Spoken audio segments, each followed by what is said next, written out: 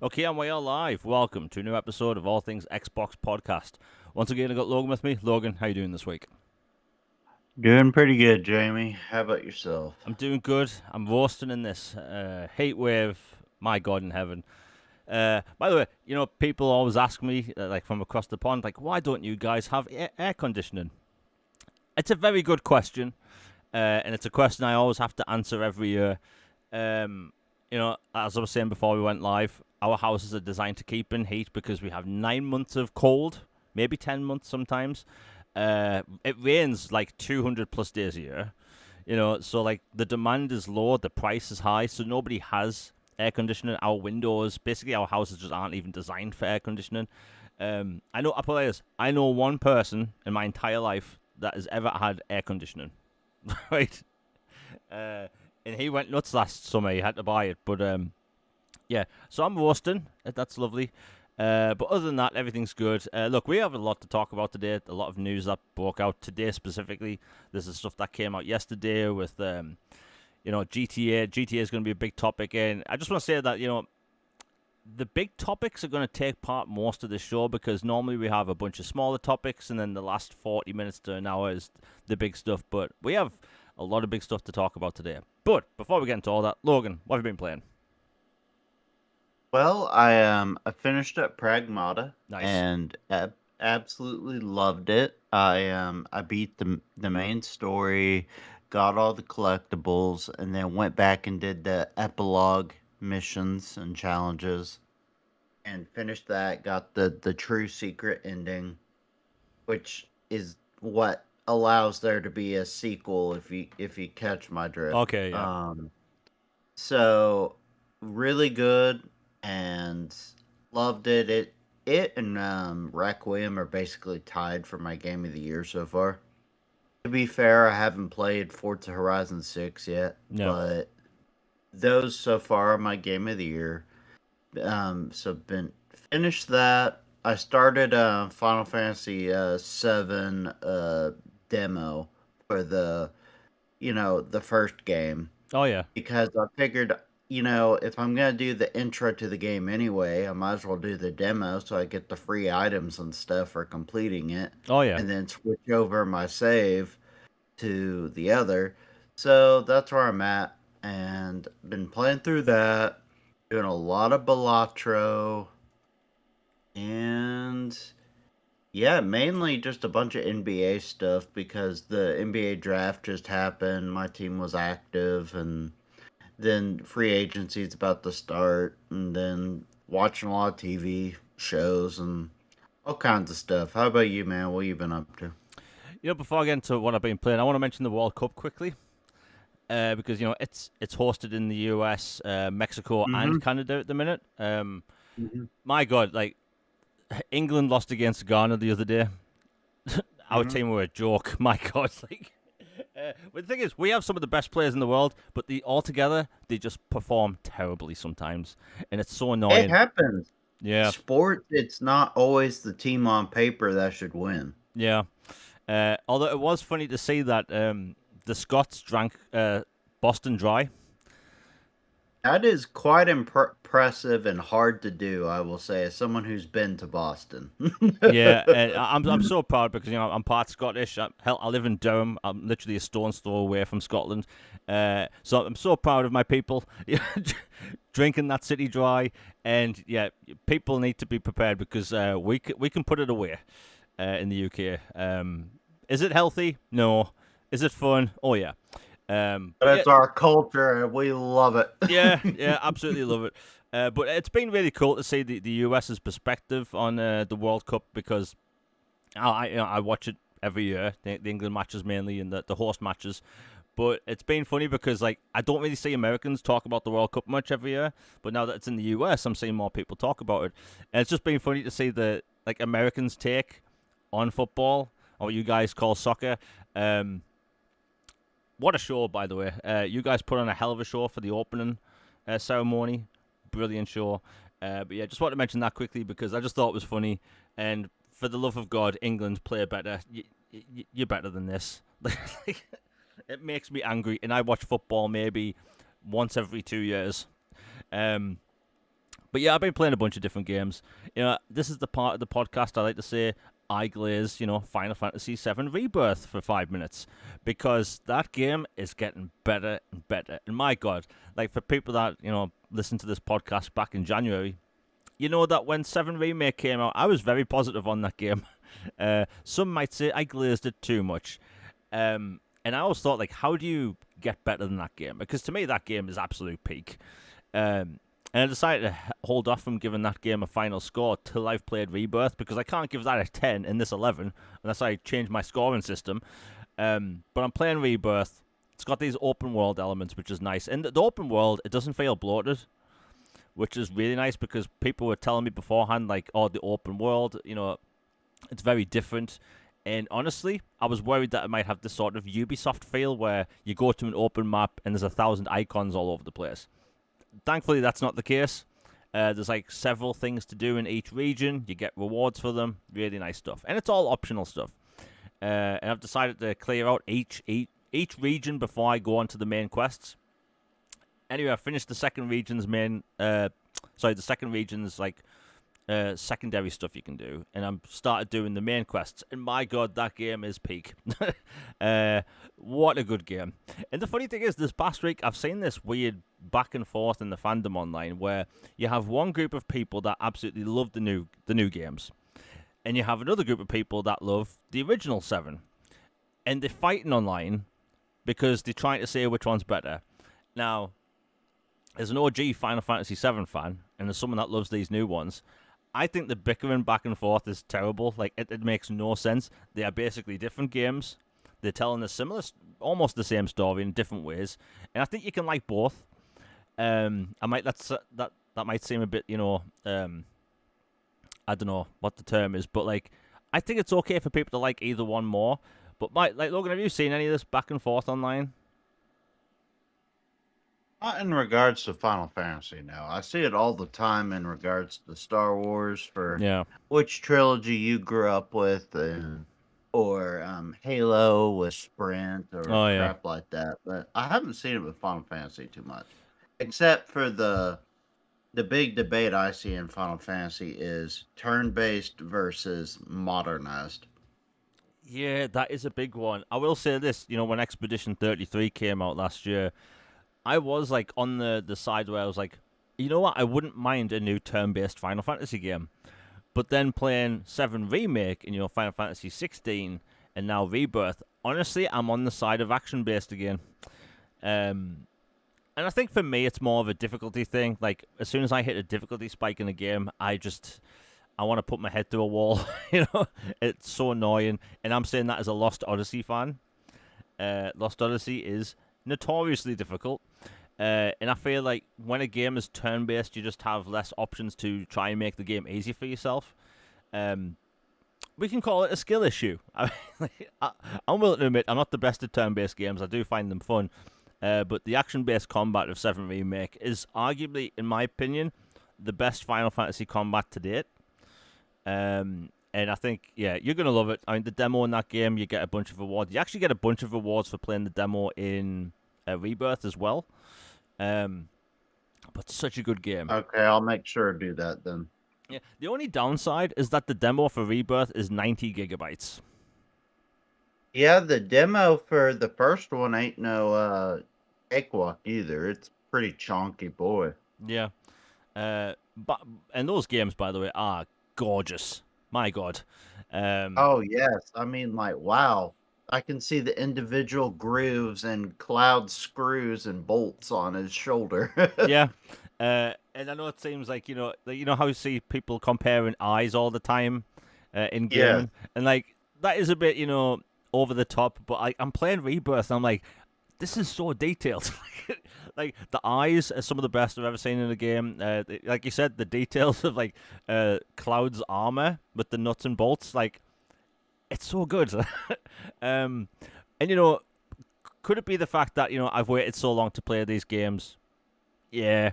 But at the same time, we don't really have games like this on Xbox. And now I think about it, there aren't really JRPGs like this at all, The first game is hub-based. It's got some of the linear elements. You've got great storytelling.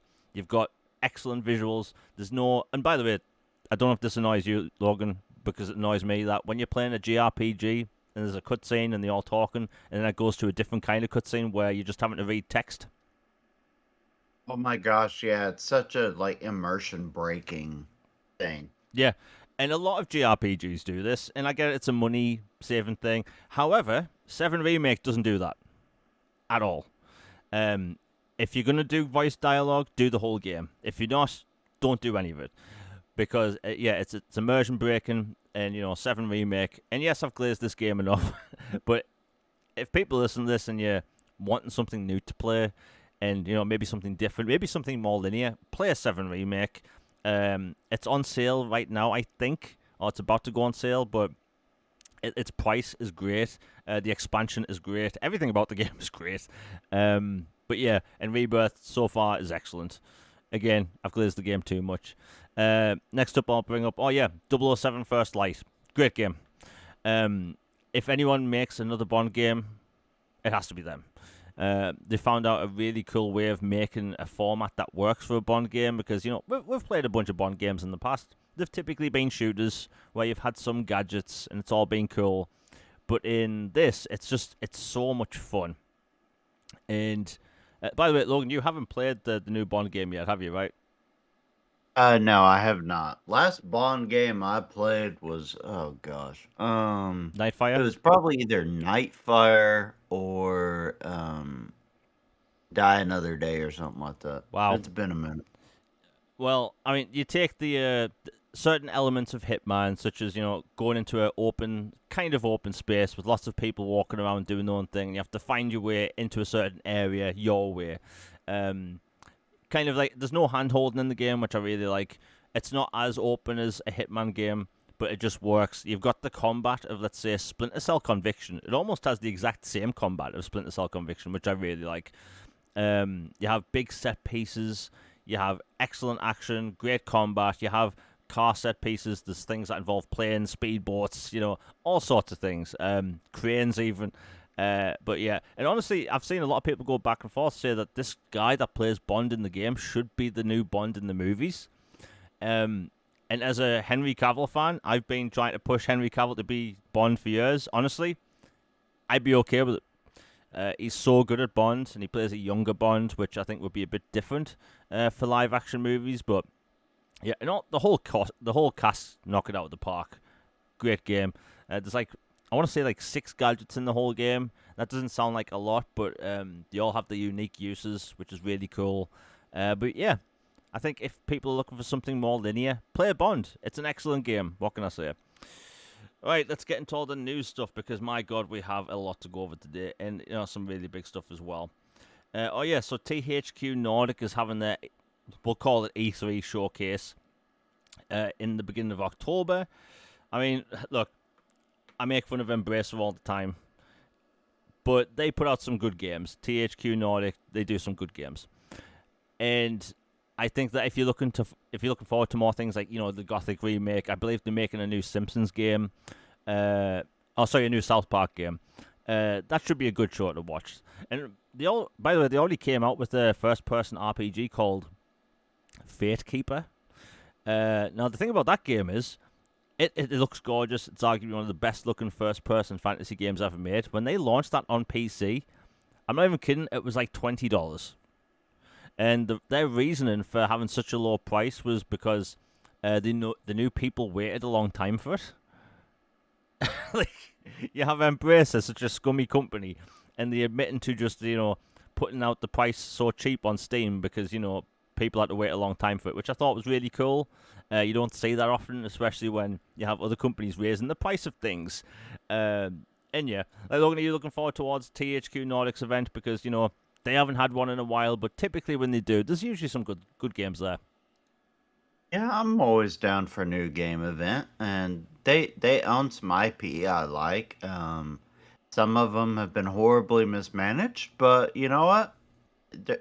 I'm optimistic. Let's hope something good happens.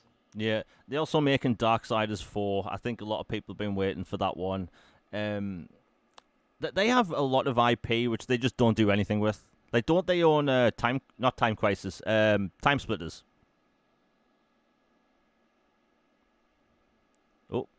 Everything just cut out there. Uh, Yeah, Time Splitters is awesome. Love it. yeah, I mean they own tons of old IP. I mean, hell, they actually own the Tomb Raider franchise. So we'll probably see something on that. Actually, no, that's not. This is my big problem with Embracer as well. They have about 4 to 5 different publishers under Embracer rather than just being merged together. And as for someone that covers gaming, that's so annoying. Because there's different people have to interact with from different publishers. Those publishers don't even talk to each other or acknowledge each other's games, even though they're all owned by Embracer. That would be like Microsoft owning Activision and Xbox, and neither of those companies talking about each other. It's frustrating. um, but yeah, that's happening in October. I think a lot of people will be looking forward to that show. Let's see what we got next. Okay. Crimson Desert gets a new update. Shocker to no one. They seem to be upgrading that game every single week at this point. And if you're like me and you held off for 2 months, congratulations, you're getting a way better game. This was a nice game update. So, Logan, you like old games like myself. Are you aware that a very old game, came to Xbox yesterday? And that is Tekken 1. Oh yeah, I saw that. Tekken 1 and 2, I believe, part of a arcade thing. Yeah. Now, I don't know the dealings behind the scenes of how they get these things done, but I love the fact that we actually have just older games coming back. I think the PlayStation 1 era and N64 games, a lot of those are being lost to time. A lot of those publishers don't exist anymore. Thankfully, this is Bandai, I believe. But some of these companies, they bringing back old games, either it be collections or anything like that. But I just love the fact old games are coming back. Like, Logan, what's your take on it? Because I saw a lot of people talk about Tekken 1 yesterday, and Tekken 1 is an old game. Yeah, you know me, I'm Captain backwards compatibility and legacy games coming back, franchises either via BC remasters, remakes, emulation, whatever. So I'm all for more games being played by more people across the eras. Like the best of the best should carry forward, and they're truly unique and odd, quirky, weird stuff as well. So yeah, I'm definitely happy about it. Yeah. Um, it will be interesting to see like if they get like way more PlayStation 1 games because like um there's a game on the original PlayStation that I played way after it came out, and that was called Colony Wars. And I think maybe me and 5 other people know this game even exists. It's a space combat game. Just anyone listening, if you can bring back OG or well, original PlayStation 1 games, help OG Xbox games, anything, old games in general, bring them back because there's so many games that's lost to time, and you know keeping up like old hardware and stuff. It's not exactly the best. And by the way, Logan, did you see that thing a couple of weeks ago? I forgot to mention it on the podcast. Did you see that people are finding their PlayStation 1 discs in the Sega Saturn discs? These game discs have been beginning to deteriorate. I have not seen that, but it doesn't surprise me because, over time, some things get more brittle and fall apart, especially depending on climate where you live and like how you store these things. But yeah, that is a bummer. Yeah, because like, and by the way, for people listening, I really hope you do this as well. I've seen some people talking about how their PlayStation portables and Game Boy Advance SP batteries are beginning to, how shall I put it, expand. Because these lithium batteries, they don't last a long time. Well, 15, 20 years, that's a long time. But like, we're getting to a point now where those lithium batteries are beginning to deteriorate and expand. And if they expand too much, they explode. And you don't really want that happening if you've got something on your gaming shelf. Like, I checked my PSP battery, it's fine. But yeah, like, Logan, do you have a PSP or something like that? Was it that kind of battery? I have a Vita and I have a an SP.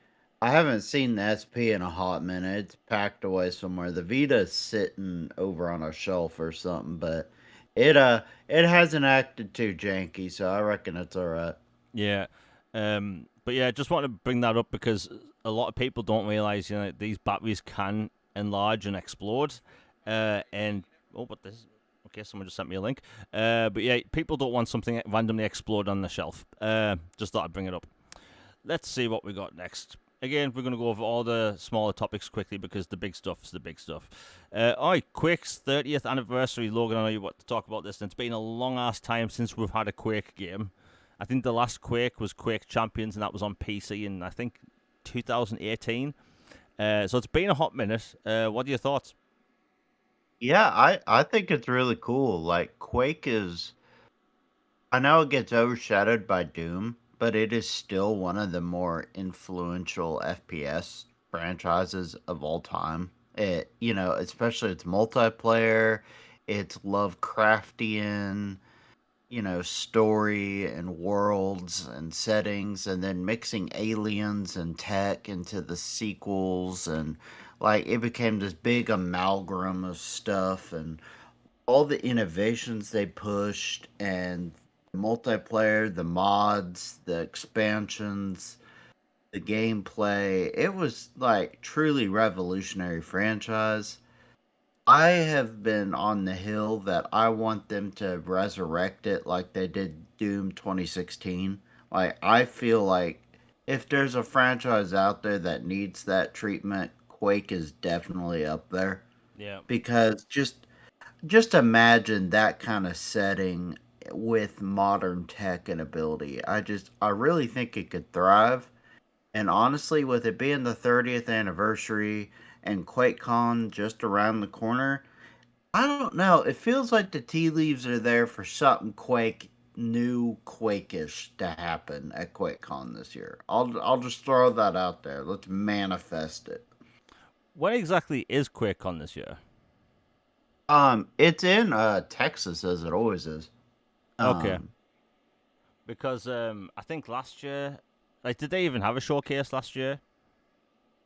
can't remember. I My brother's the one that's huge into bring your own rig and stuff, but as I've never been a PC guy, Yeah.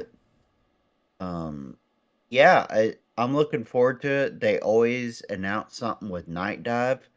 So if if if Quake 4 doesn't make BC for some reason, or maybe in addition to BC, like I could totally see a Quake 4 remaster or remake with that expansion that got leaked that was done but never released for Quake 4, Oh yeah. because Night Dive does that. Like they went back and added a whole act to Shadow Man and to like several of the Turok games, and they completely retooled not Shadows of the Empire, Dark Forces. So I could totally see them making for the 30th anniversary a Quake 4, you know, reloaded or whatever with the expansion put back in as it was intended. Yeah. But hey, I'll take anything Quake at this point because it's been way too long since the last Quake game on Xbox. Hell, what was the last Quake game on Xbox? I honestly think it was Quake 4 Wow. at launch of 360. Wow, Well, that's a long actually, one. no, take it back. There was that, and then Quake Wars, if you want to count that, was a little bit later. But it's been a very long time. Well, I mean, I think we'll all pay attention to that one when it happens. All right. My God, I'm keep having to add topics because the stuff keep breaking. So Xbox and a bunch of other companies are working on adaptations of, and bear in mind, we still got like the big stuff to talk about, like layoffs, the Xbox console price hikes, which is a bigger topic than people realize, and all that stuff. But we want to talk about Xbox adaptations quickly because across the industry, a lot of these companies are adapting video games into movies and TV shows. We've seen this for the past couple of years now, and thankfully, a lot of these movies and TV shows are getting better. It's not like back when, like the '90s and stuff, where you had like absolutely awful adaptations. That Mario movie was great. I don't know what anybody's talking Yeah. about. Do you know what the funny thing is? If you watch that film and just forget that it's a Mario movie and just pretend it's this cyberpunk alternate cyberpunk dimension universe film, right? It's actually really good. It's just Oh, it's it's hilarious. Yeah, Yeah. it's just the problem with that film is you go and you expect Mario, you expect Luigi and Bowser and Princess Peach, and then you've just got this weird cyberpunk dystopian world, and it's kind of got more in common with, let's say, the underworld of a Demolition Man. It seems like Fifth Element a little bit too. Yeah, and like it just doesn't really have anything in common with Mario. And the only Nintendo things in that film, the bomb, and at the end when he's using the what was that thing on the Super Nintendo, the Super Scope or something? Oh yeah, yeah. Yeah, and that's it. Those are the only Nintendo things in that film. But other than that, it's a fun film. There was a really awful Double Dragon film, and it came out in like the early '90s. That was terrible. Mortal Kombat was great. I will defend that film, by the way. Excellent film, the '90s version. By the way, look, did you ever see the new Mortal Kombat movies? I have not yet. Right, I'm putting it out there. First one, very slow film. It takes a long time to get going, but it's pretty good. Thankfully, the sequel, which came out not too recently, it's actually really good. Thankfully, they know how to do Mortal Kombat gore in the modern setting without holding back too much. But yeah, fun film. But thankfully, we're getting more adaptations. Well, I'll bring this up because Xbox is working on a bunch of different things behind the scenes with Universal, Netflix, other companies as well. And normally, I wouldn't bring up TV shows and movies during the podcast, but I want to bring it up because there's a lot of Xbox IP I would love to watch in a movie format. A lot of people have been wanting a live action Gears movie for a long time. Thankfully, that is happening. I believe that one is with Universal Studios, and the series, the Gears of War series, is going to be with Netflix. Now, I'll be honest, the Netflix thing kind of scares me because Netflix, they can put out some really cool animes and come out with some really good TV shows, but I think Netflix are a bit hit and miss for me. Logan, what do you think? Because that's just my take on the whole Netflix thing anyway. Yeah, I'm personally thrilled with all the adaptions that are coming from Xbox IPs, Tomb Raider's getting adaptions of stuff, you've got other franchises doing well. So I think it's great that these franchises are finally getting serious adaptions and they're not just like, half-assed attempts by some companies for the most part. And I'm especially excited for the Gears ones, like the Gear film and then the Gear anime or animated series. Yeah. I think those are particularly going to be really good. Sea of Thieves, like, I'll be honest, I don't give flying flips about Sea of Thieves, but I'm happy for the people who like that. I think Grounded has potential to be really good. Oh yeah. Like, Honey, I Shrunk the Kids was fantastic. Like, if you remember that Oh series, yeah. so A classic. I could totally see Grounded just taking off and doing huge numbers. And then they mentioned that they have interest in revisiting Halo and doing something again, either theater or show with Halo. And to me, that seems like a real smart place to start. Yeah. Honestly, I haven't seen the TV show, so I can't speak on it. I refuse to get yet another streaming service. Thankfully, I think season 1 and 2 are on Netflix now in the UK, so I'll give it a watch. But I've not really heard many good things about that TV show. The screenshots I've seen, the clips I've seen, don't really look Halo-y. But if they're gonna make a big live action movie, apparently like Steven Spielberg is wanting to get involved. And in my opinion, like if anyone should adapt a big sci-fi movie, it should be Steven Spielberg, right? One of my favorite directors. Honestly, if it was up to me, it would be Denis Villeneuve. Although I can't see him making a Halo movie. I think it would be a little too thought provoking Yeah, and like existential for Microsoft's tastes. yeah. But hey, they want big budget, they want action. I'll be for that. To think we almost got a Halo movie, and that film turned into District 9. Hey, I mean, it worked out. I mean, that's an incredible film, Oh but yeah, I would have loved to see what he could do with it. yeah. Uh, what was his name again? Neil. I Neil was Blomkamp. Neil Blomkamp. Right. He's He so good. Yeah, his films are great. But it's good to see that they're actually trying again because Xbox kind of stepped away from doing adaptations for a long time because that was their original plan with the TV thing. They were going to do tons of adaptations and then that never happened. But now it's the popular thing to adapt IP. You have Mario, then the Mario Galaxy movies absolutely crushing it at the cinema. Minecraft made over $1 billion. uh, my God, I feel sorry for people that work at the cinema when that sequel comes out. That Chicken jockey, baby. Yeah, Yeah. it's gonna be rough. And funny thing is, I actually enjoyed the Minecraft movie. I thought it was fun. It's so stupid though. At the same time, it's so over the top. But hey, I would love to see a bunch of different things. Like you said, Sea of Thieves. I don't know how you do Sea of Thieves, honestly. Like Sea of Thieves doesn't really seem plot heavy to me.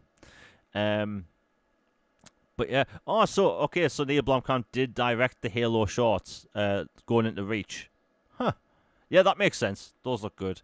Um, I do really miss peak Halo marketing when it came to the live action stuff. Oh, we believe in Yeah, oh my gosh, so good. yeah, so good. But hey, and by the way, I would love to see Lost Odyssey turned into a movie. It will never happen. Like, I don't know how you'd turn that into a movie. I just want more Lost Odyssey in my life somehow. But Dude, that as an anime would oh even yeah, be just incredible. yeah, Lost Odyssey anime that would work. Um, but hey, they're making a bunch of different things, which is cool. Next up, we got the Xbox Insider update. Now, thankfully, this actually has some features which I've been asking for a long time, and I've seen a lot of people ask for this, so I'll go over them quickly. So first up, we have. Let's see if I can find it.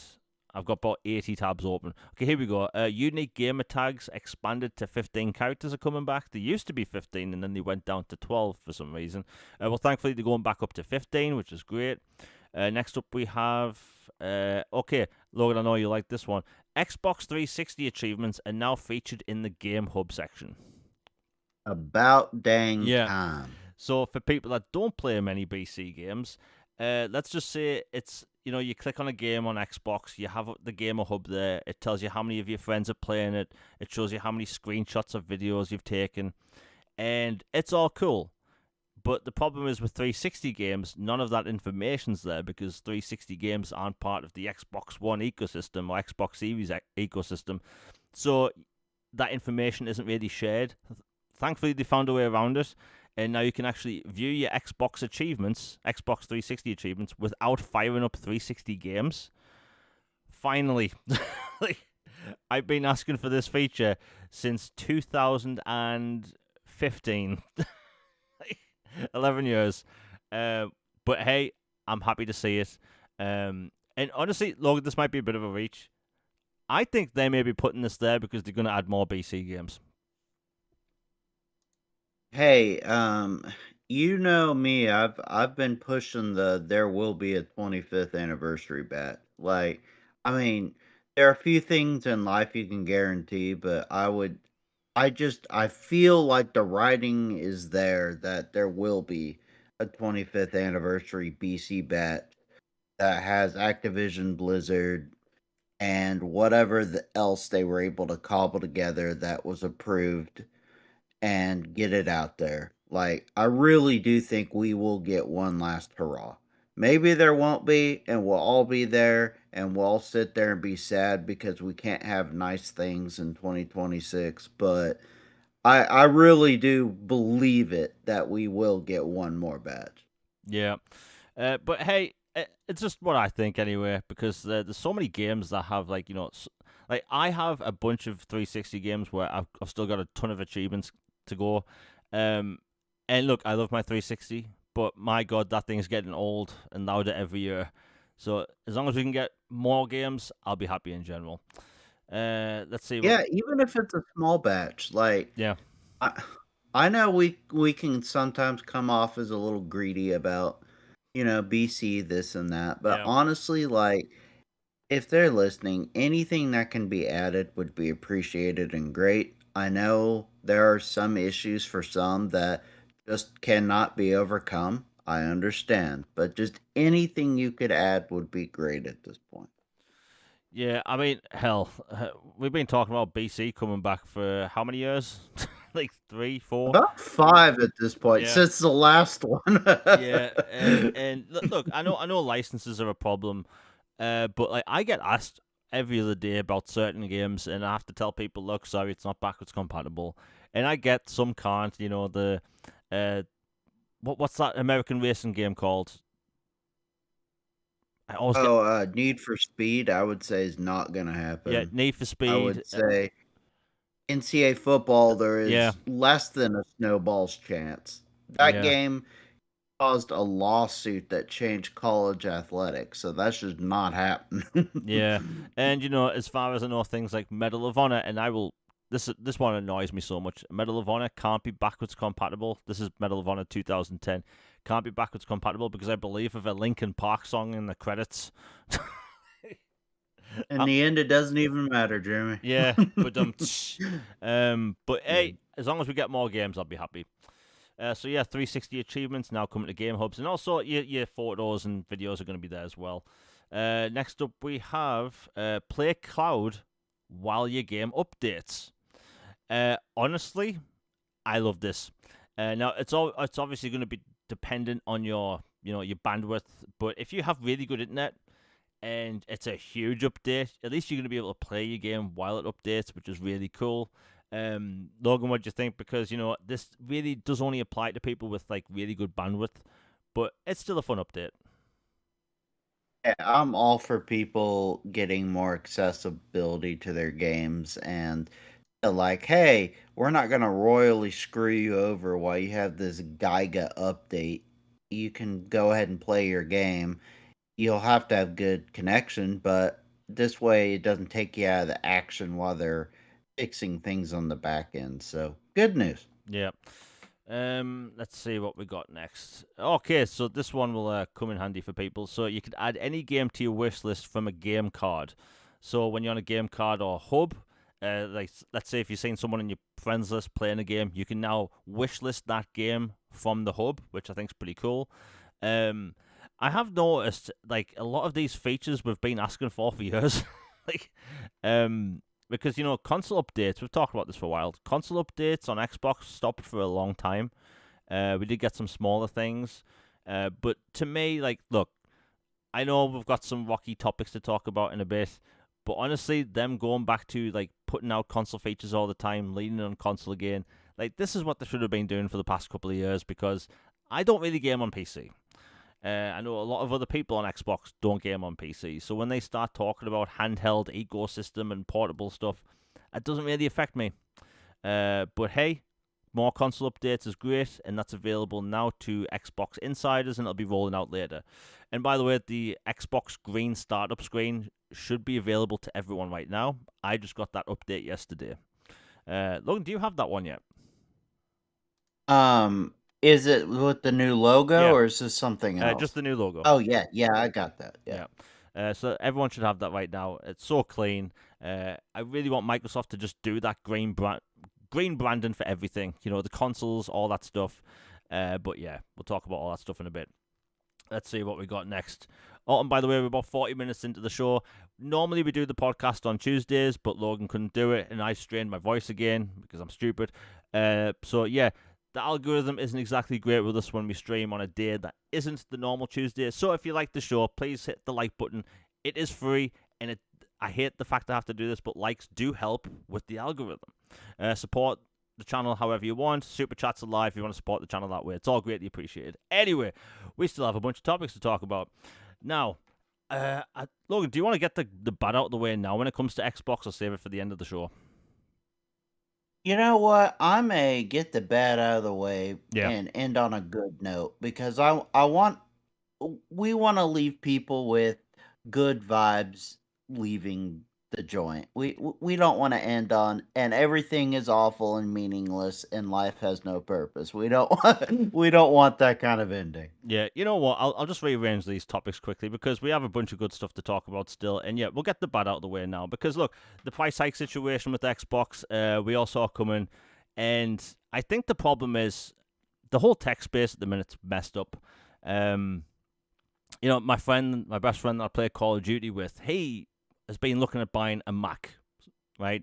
And he Oh, talked good luck with that. Yeah, and he talks about which one he might get and stuff. And I don't really know much about Macs. And he was talking about them, and he let me know. He's like, "Oh, do you know Apple's going to raise the price of all their hardware basically because of the RAM problem?" And as of now, or up to now, the RAM thing didn't really affect Apple at all. So phones didn't go up in price, tablets, laptops didn't go up in price. They must have just had this huge surplus of RAM modules somehow. And now they're going to start raising the price of their hardware. I saw today that a certain MacBook, I think it was the lower end one, is going from $1,050 to $1,000. I think I saw $1,800. So it's going up quite a bit. And I just thought when I saw that, consoles are going to be affected as well. Anyway, I open up Twitter today and I see Xbox is raising the price of their consoles. So I've got this thing open right now. Let me see. So starting August 1st, Xbox is updating the pricing of their consoles. All consoles that are 512 gigabytes, so that's the Series S, will be going up $100. Everything else will be going up $150. And they're also sunsetting the 2 terabyte model. Now, I think that's a huge shame. The 2 terabyte model, yeah, you might be wondering why would they sunset that? So it's not just RAM modules that are being scarce at the minute. It's also RAM. Sorry, it's also SSDs and hard drives, basically everything. And unfortunately, it's affecting everything. And by the way, I'm not defending Microsoft by any means. I think this whole, we've posted memes about this before, and I probably will again. Back in my day, consoles used to go down in price, my OG 360, I think was £350, but my Slim cost £200, right? And that was 250 gigabytes, right? So we used to get better hardware of this, the same console over time with more storage, and it would be cheaper. Now we have the same hardware, and it's going up in price because you have these data centers popping up, and it's affecting everything. And unfortunately, there's only a handful of companies on Earth that make RAM modules. Now, we were talking about this before the show went live, but long story short, I believe it's 3 or 4 companies on Earth make RAM, the RAM modules, that go in everything. Smart TVs, cars, consoles, PCs, basically everything. And Micron, basically the lead of these, the leading RAM manufacturer, I'm all over the place today, they are basically only making RAM modules for data centers now. And as we found out literally before the show went live, they are locked into the current price of their RAM for 5 years. So unless things change, unless someone, the companies that make these RAM modules, they're pushing the limits. And it's affecting everything. So unless someone figures out a new way to make RAM, or if some other company says, hey, we have this surplus of, these raw materials, we can make RAM all of a sudden, the RAM situation's bad. It's really bad, and it's affecting everything. And consoles should not be this expensive. A lot of console gamers play consoles because they're cheaper, they're more affordable, and it's an easy way to get into gaming. And then you basically have, PCs. If you're a PC gamer, you want the fanciest rig, you want to be able to change whatever you want over time, and they typically are more expensive, but you're going to be able to customize it over time. You're not paying for Xbox Live or PlayStation Network, so, the benefits go back and forth. But, everything is being affected. And it's terrible, I'm not going to lie. Thankfully, the Series S is still affordable, but my God, this doesn't bode well for next gen. It doesn't bode well for the next year or two, because as of now, the RAM prices might not go down until 2032. and that's terrifying. You know, um, Logan, what do you think? Because this has been a whole mess for the past year and a half now, and it's not slowing down. Yeah, I'm even trying to think of a PC way to put this. Yeah, It just it feels mentally incompetent that out of all these industries and all this tech and all these people and all the world and all these governments and all these coalitions and all this, that we have the bright idea of only 1 to 3 companies being able to manufacture or harvest or deal with this type of product and resources and minerals and other things to make these memory things and silicone and other stuff. I'm like, I don't know who decades ago set this in motion or made it this way. And I know it would be very expensive to change. But at this point, I think the cost benefit of putting the time and effort to learn to deal with these and make them yourselves would outweigh the sheer cluster cluck of what this is right now. It is completely indefensibly dumb. yeah, Just point blank, end of story, just asinine handling of a situation. yeah. I mean, look, there's no end in sight for this stuff, and it's terrifying. You know, as far as I know, this is just coming from American, US based retailers that apparently there's not going to be enough stock. You know, when it comes to Xbox and PlayStation for Christmas. Um, you look at the GTA situation. We're going to be talking about all the GTA information in a bit, which there's some actually really good news for GTA. I can't see a reality where people might not be able to get consoles for a very long time. Um, like this industry is kind of going through a rocky. I was going to say rocky phase at the minute, where hardware's going up through the roof. Developers are being let go. Like it's a mess. We've been talking about this hypothetical game crash for a while. My prediction that the game crash is going to happen in the next year and a half. But these problems aren't helping. And you can't have a reality where, like, look, you have a $500 Xbox and PlayStation that came out in 2020, and those things are going up way in price, hundreds of dollars more. I dread to see the UK prices. Like, I'm not even going to look. And this doesn't bode well for, next generation at all. You know, You know, honestly, like I saw a post today that was kind of a hot take, but it's honestly a hot take the more I think about it that I agree with. Is that I don't want to hear a peep about next gen right now. When you're doing this to everybody, and we're forget $1,000 next gen, we're approaching $1,000 this gen. yeah. Like, like, buddy, I don't want to hear it until you guys get this crap straightened out. Just don't bombard people with that right now. Yeah.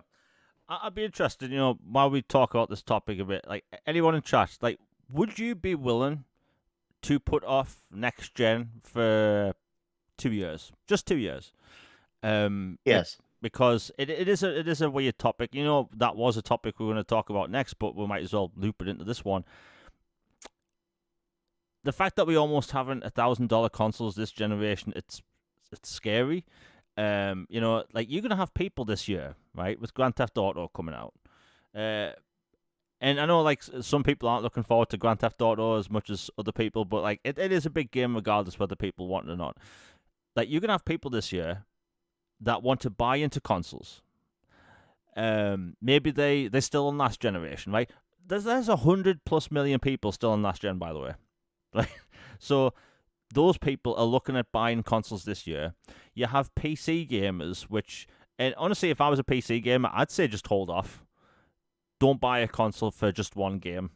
You're going to be able to play GTA in the future, and you're going to have the best version anyway. It's like, you're gonna have these two groups of people buying consoles. Then you have the people at Christmas time that are buying the family members' consoles, and like these consoles just cost way too much. If you realistically buying Grand Theft Auto, right, and that's the main reason you're buying it next gen. We still calling it next gen. That's a very expensive device for one game. It's not like back when we had the 360 out, right, and you wanted to, let's say, play Grand Theft Auto 5. You could get a 360 a 360 Slim in the UK for £99, right? So you could buy that GTA and, let's say, 3 months of Xbox Live, right, for like, let's say, £150, right? Crazy. Now that's not the case. So like, I like you said, Logan, the people going back and forth with the whole like should next gen be delayed thing, and I'm seeing people in chat saying they're okay with it. I would delay next gen till at least 2029. And look, what I'm about to say is actually really positive, right?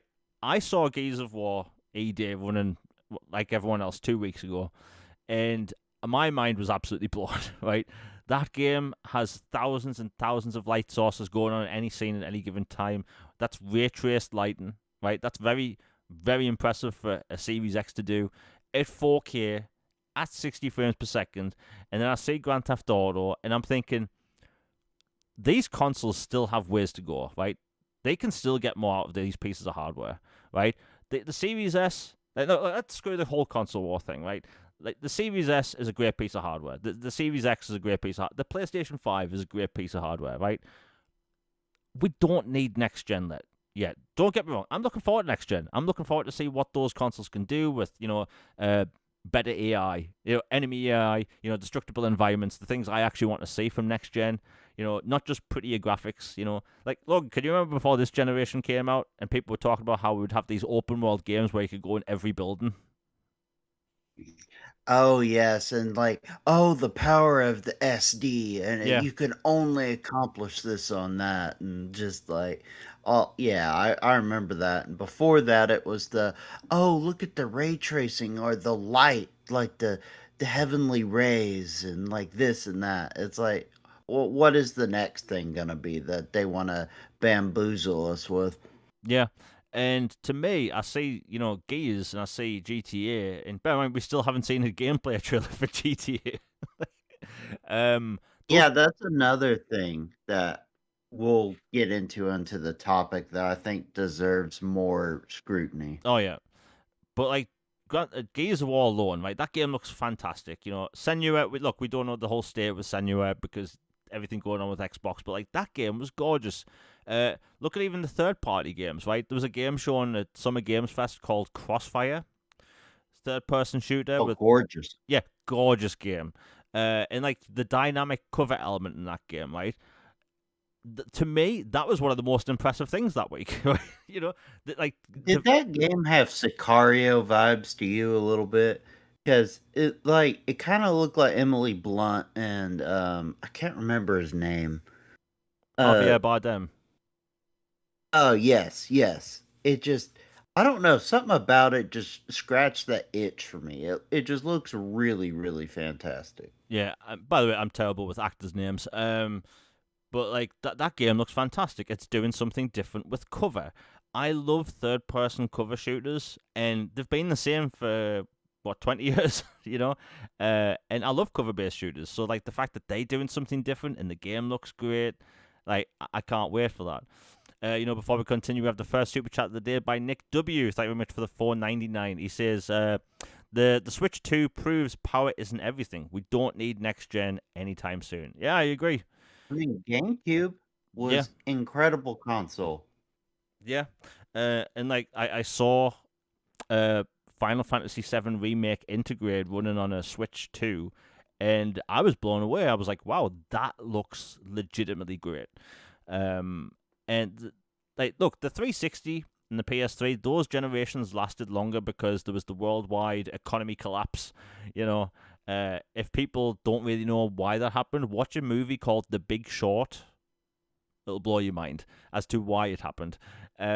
But like those consoles, they extended the lifespan with the Kinect and the PlayStation Move, and they got an extra couple of years out of that hardware. I think Microsoft and Sony should do the same thing. Not release a Kinect, I mean, but like just extend the lifespan, because if we're looking at another price hike, if PlayStation's going to up their price again and maybe Switch, like I'm okay with next gen being held off. And yes, Xbox and PlayStation have both signed contracts with AMD. I get that, but realistically, these companies, they can't be looking like launching next gen consoles next year. They just can't, right? And I really want these companies to succeed, because like this generation, to me, it's been great with like the bunch of different games we've gotten, but it just feels like right now, it feels like developers are really beginning to learn how to use this hardware. Again, Gears of War. Now we have a super chat by, let me see, Thiz Viper. Thank you very much for the $5. He says, PlayStation, Xbox need to extend this current generation as long as they can until the RAM issue is fixed until 2030. Don't need 100%. Yeah, don't need any new consoles. Yeah, I mean, look, same with Nick. And thanks for the $5, Nick. Thiz Viper. I'll take some getting used to, but thanks for the $5, Thiz Viper. But like, new hardware is always exciting, right? Seeing that shiny new box and what these consoles can do, it's always cool. But like, does anyone really feel that excitement this time around? We've been talking about next gen consoles for 2 years, only because Microsoft's had to reassure us every 5 minutes that they are making hardware, right? Other than that, we don't know anything about next gen, right? We've been told it's going to be super powerful, and that's it. And that's always the case with consoles, right? Their next generation of console is always more powerful. So like, I think Microsoft and Sony should work something out with AMD and just see if they can push these consoles back, because realistically, like, you can't charge $2,000 for a console. You just can't. And look at the Steam machine, right? The Steam machine was announced 6 months ago, along with the controller and the VR headset. The controller got its price, and I think it's already out, 2 months ago. They didn't announce the price of the Steam machine. And then what happened 3 days ago? They announced the price of the Steam machine. $1,050 for the 512 gigabyte model. That is a joke, right? And the thing is, I think that Steam machine, I love the design of it, by the way. I love cube-shaped hardware. But like, you're getting a PC that's less powerful than a Series X, and it costs more than a PlayStation 5 Pro. And by the way, have you seen the tech glazing over this?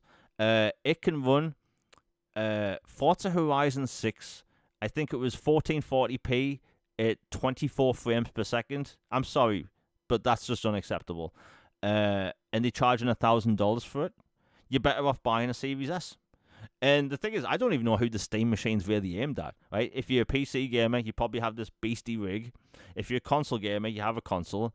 I just don't understand who the Steam machine's for. And their reasoning for the price... I think it's for Steam loyalists, honestly. Yeah. But the reasoning, right? The reason for the price from Valve was that they want to keep the ecosystem sort of like close-knit so they can support the hardware better. And I'm like, that is the most BS answer I've ever heard, right? Just admit, the price costs that much because of the RAM crisis, right? The whole situation with next gens, it's screwed. You have these companies that I bet there's people at Microsoft and Sony, they're panicking. They're wondering what the hell they're doing, because as far as we know right now, they are locked in to come out next November. Well, November next year. But there's not really any big need for it, right? And this is when I really realized there isn't really a need for next gen just yet. Every time there's an E3 in the past, right, about a year before the new consoles get even announced, right, we always see 1 or 2 games in action where people don't know if they're from current gen. So, like, can you remember in 2012 when Watch Dogs was first showing off? Right? That game looked phenomenal. People didn't understand if it was running on a 360. And at the end of that demo, the tech demo for Watch Dogs, Ubisoft didn't show any console logos at the end, right? And they didn't just say the arbitrary, Xbox and PlayStation, right? There was nothing. And then what happened a year later? The Xbox One was announced, the PlayStation 4 was announced, and then boom, Watch Dogs was announced. Now coming to everything. And the funny thing is, they did actually get Watch Dogs to work on last gen. Took some work apparently, but they got it working. Star Wars 1313, may it rest in peace. That game was shown off, and people didn't know what console it was running on. That was blatantly meant to be a next gen game. This time around, I haven't seen a single title outside of one, maybe one, and I'll talk about that title in a second, where it's blatantly running on current gen tech, right? And the only game that was different, completely out there, and that was a game called Blood Message, right? That game looks absolutely nuts. They said it's coming to PC and consoles, but other than that, not a single game shown 2 weeks ago made me think, oh, that's on next-gen hardware. And I've spoke to developers. A lot of developers aren't really excited about next-gen. So, like, if they could bring down the price of current gen over the next 2 years somehow, maybe some company can sort of get into the RAM making space somehow. But like the call for next gen, I think, is way too premature. I'm excited about next gen. I'm going to obviously cover Helix when it's like, announced and we know more about it, and when we get more leaks on it. But there's just no need. There's just no need. And you're right, Logan. You do see this weird back and forth online where there's people that like they get super excited about hardware. They won't really tell you why they're excited, other than the fact that it's shiny and new and it's going to be more powerful. But if we aren't seeing what the Series X can do to its fullest until 2026, why are people getting so excited about next gen so early? I think the talk about next gen has been going on for too long. These consoles we have now are perfectly fine. Like, Logan, have you played a game in the past 6 years what made you think that, wow, we need new hardware because this game can't handle the console can't handle the game that well? No, and to be completely blunt, because I feel like there was a lot of twiddling of thumbs and dragging of feet this generation for a variety of reasons, fair and unfair, that caused it to be this way. Like, honestly, I think this generation has undercooked. This has been my most disappointing generation. Like, there has been some really good things in it, Yeah. but if you factor in prices, shortages, memory, hardware, uh, studio closure, all this stuff, like, honestly, this has probably been the most disappointing generation. That it has felt like a point five from Xbox One X to whatever next is going to be. Yeah. Because like this generation, like there's been tons of good games, right? And Mhm. and I honestly think like 2026 is going to go down as one of the best years in gaming ever for the games. Yeah, it's Uh, been a great year. And like I look at that summer showcase Xbox had, I look at Summer Games Fest, and like we are getting Alien Isolation 2, right? We're getting that Crossfire game, we're getting Gears, right? All these great games coming out. There's been more screenshots revealed of OD Knock by Kojima, right? These games look phenomenal, and I'm like, I just don't see the need for new hardware. Right, I'm playing Final Fantasy at 60 frames. It looks amazing. I'm playing, Forza Horizon at 60 frames. It looks amazing. I just don't see the want and need. And I've seen people argue online, but like, look, when these consoles come out in general, like Microsoft and Sony, they rely on a lot of people to buy these consoles at Christmas. That's why these consoles normally come out in November, right? A lot of people buy them for Christmas with 1 or 2 games. But realistically, is that same family member, are they going to buy, let's say, an Xbox Series or an Xbox Helix or PlayStation 6 for $2,000 and 3 games, which cost like $100 a piece? I don't see the excitement there. I don't see that happening. Hey, Jamie, Yeah. as dire as things are, could you imagine if they had actually listened to the knuckleheads that were wanting a mid-gen refresh? How bad things would be Oh my if they god. had done that on top of all that's going on right now? Yeah, that was a weird topic, by the way.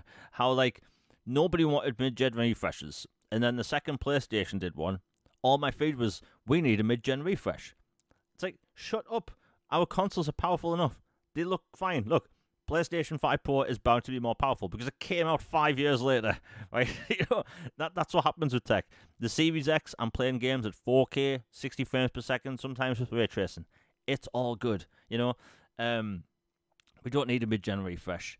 If anything, we need slims. The Microsoft and Sony in the 360 gen, the 7th gen, they made their consoles cheaper over time. They found a way to make the consoles cheaper with different materials, smaller consoles, and we got smaller consoles over time that looked better, performed better, and they were cheaper. In this generation, PlayStation did do a slim, but it's not that much different. It didn't come out that much longer after the original, but I'm talking about real slims. Make these things cheap as they can, because my God, $800. I do not want to see the UK price. I dread it, but $800 for a Series X. No, no. I think the Series X is the best console ever made. It's not worth $800. If anything, you can maybe go up to $600 in my opinion. But yeah, the prices are going up in the US. I don't know about the UK and Europe if they're going up. That's the problem whenever they announce these price hikes for all these companies. They don't do it worldwide at the same time, and it annoys the hell out of people. Just announce it at the same time. But yeah, the prices go up August 1st. If you plan on getting a console or getting a loved one a console or something, get it now while you can, because my God, that price is ridiculous. But yeah, I realized that I'm just so grateful and blessed, and realize how lucky you, me, and some other folks are that we were able to get Series X or S day one, and I was able to get an Ally X, Xbox Ally X early before all this hits the fan. Even earlier, a few years ago, because now it is just crazy looking at the price difference. oh yeah, To go from $500-$600 at launch to almost twice that now. yeah. By the way, I don't know if I've mentioned this on my channel. So in 2023, I bought a second Series X. I got the Series X bundle, which came with Diablo 4 and which one was it? Call of Duty Modern Warfare 2, right? That's a good bundle. Yeah. Care to guess how much that cost? I'm gonna guess it wasn't 800. No, £300. Right, That's a good deal. I got a really good deal. And now at the current moment, I think the consoles are £550. I think, but I got an insanely good deal with 2 games, and I think it came with 3 months of Game Pass. If that bundle would have come out next month or in July or August, sorry, it would cost about $1,200 or something like that. Because I got an insanely good deal. So yeah, if people are interested in getting another console, get it now, because my God, I think there's been talk of the Switch going up in price as well. Oof, but I might make a post about it on Twitter later about next gen, how it should be delayed. But yeah, there's a lot of back and forth about it. But I bet Microsoft and Sony, they're talking about it right now, because look at the reaction to Gears alone, right? The reaction to Gears, people thought that was like next level, right? Gorgeous game. In fact, in my opinion, the best looking game I've ever seen. And that was running flawlessly on a Series X, and they still have some more optimization to go. So just push next gen away, just a couple of years. Out of all the games we saw announced at Summer Games Fest and the Xbox show, I can't see anything not performing that well. Just optimize the games better. Funny enough, I did see Ono's Alex on Twitter talk about how these developers need to make these games more optimized better on lower end pieces of hardware. And honestly, I completely agree. Right? If you have this fancy looking game coming out on PC and it requires let's say a 4080, they need to come out with an optimized version that can work on, let's say, 1080s, 1280s or something, just lower priced hardware. because it's going to be I messy. mean, Warhorse got Kingdom Come running on a base regular OG Switch, for crying out loud. Yeah, And that is not a simple game. yeah, So, yeah, I completely agree. Like, people's optimization skills need to go up. yeah. And like hopefully we'll see some change over the next couple of years. But like when I saw that Micron news about the 5 year lock in for the price, I was like, my heart kind of sunk into my stomach because that's going to affect every piece of tech for the next half decade. Like the post I saw said, "Oh, into the leading into the 2030s, the prices are going to be messed up." Do you know how Yeah. futuristic those years sound? I don't like that. That scares It them. sounds cyberpunky. Yeah, I don't like that. I don't like it. And by the way, we are currently in the year set after when Pacific Rim set. Say Terrifying. what now? Yeah, yeah. That futuristic film Pacific Rim is set in the past. Like that's terrifying. Um, but yeah, we'll get the rest of the bad news out of the way because Sony they announced some mass layoffs today, which is terrible. A lot of which hit Bungie. The Bungie room has been going on for a long time, unfortunately. And look, Bungie, they made one of my favorite games of all time. I wasn't the biggest Destiny 2 fan, but my God, that fan base has some passion. They got the concurrent players on Steam for Destiny 2 up to I think 180,000. I've never seen that for a game before, like 8 years after it came out, right?